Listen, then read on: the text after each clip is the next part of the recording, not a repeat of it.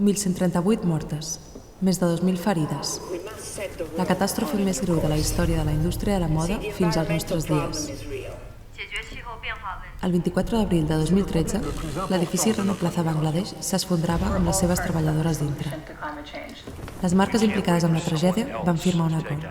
Van prometre condicions de seguretat a les seves treballadores, finançant les obres necessàries per complir-ho.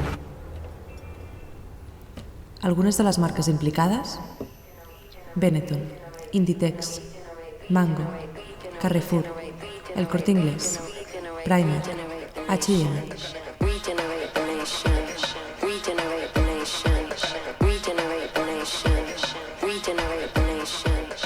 Durant la setmana del tercer aniversari del Rana Plaza, H&M publica una campanya, la World Recycle Week.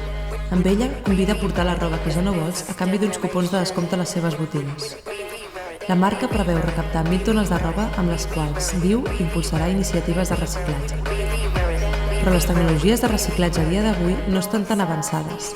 Es calcula que trigarien 12 anys en reciclar tal quantitat.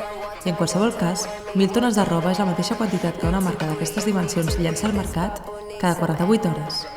Com s'atreveix una marca del fast fashion a parlar de reciclatge?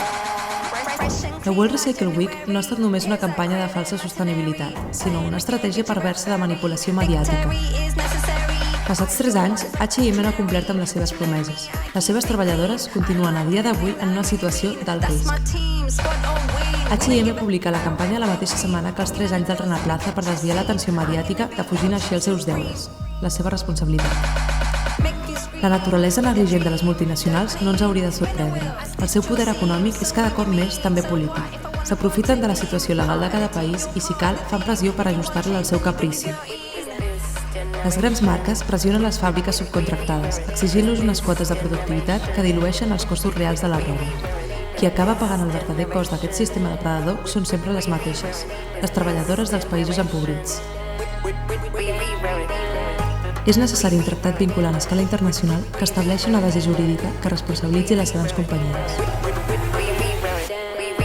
Seguirem donant suport a les treballadores que lluiten pels seus drets. Seguirem explicant allò que les grans marques ens vulguin ocultar. Seguirem pressionant empreses i estats perquè no defugin les seves responsabilitats.